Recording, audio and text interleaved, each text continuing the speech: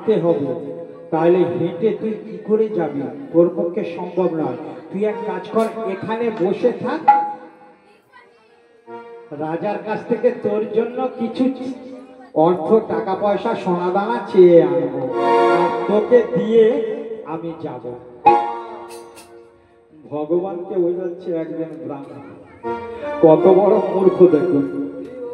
না গো না, হবে না। কেন রে?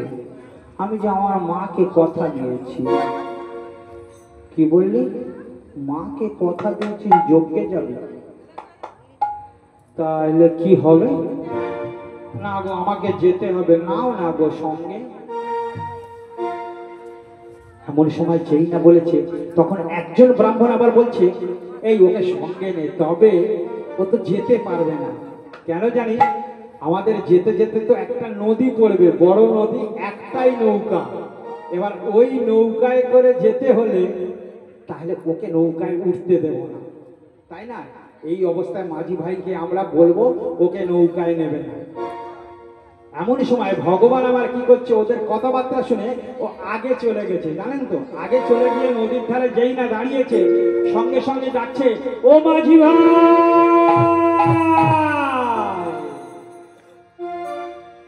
মাঝি ভাই,